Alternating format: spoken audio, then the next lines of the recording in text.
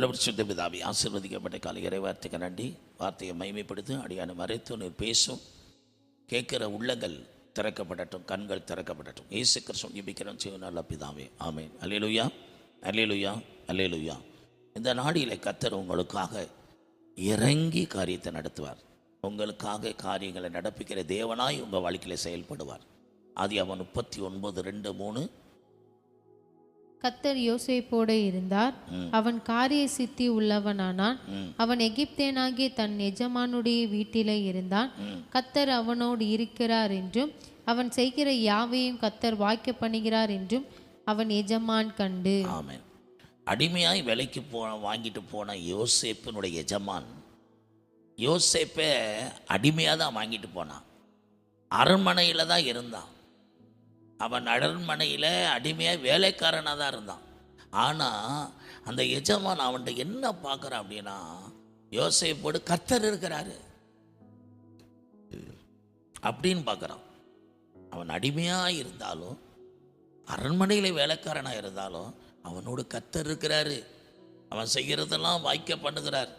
அவன் காரிய சித்தி உள்ளவனாக இருக்கிறான் என்று கண்டு அவன்கிட்ட எல்லா பொறுப்புகளையும் ஒப்படைக்கிறான். இதை கேட்குற அருமையான கர்த்தருடைய பிள்ளைகள், நம்முடைய எஜமான்கள் நம்மகிட்ட காணணும். என்ன காணணும்னா, நம்மோட ஆண்டு இருக்கிறார். அவன் காரிய சித்தி உள்ளவர்கள், நம்ம காரியக்காரர்கள். காரியக்காரன்னா காரிய சாதிக்கிறவங்க கிடையாது. ஒரு காரியத்துக்காக போய் அங்கே சமாளித்து போய் சொல்லி ஏமாத்துறது கிடையாது. காரியத்தில் கெட்டிக்காரன், எந்த காரியத்தையும் செய்து முடிக்க ஒரு திறன் உள்ளவன்.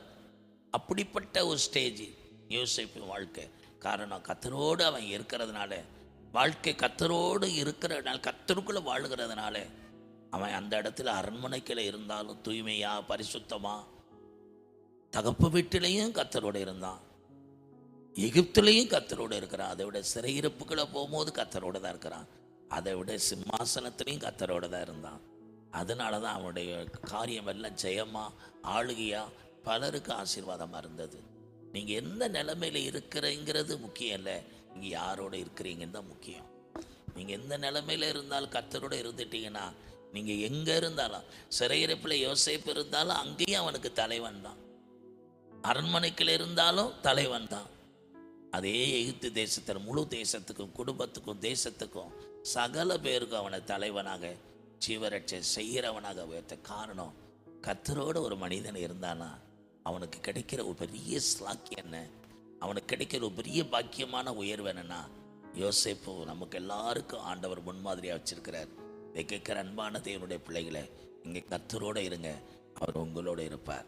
அவர் நம்மோடு இருந்தால் என்ன, எல்லா விதத்திலையும் நம்ம சிறந்தவர்களாக, வெற்றி சிறந்தவர்களாக ஆளுகை செய்வோம்.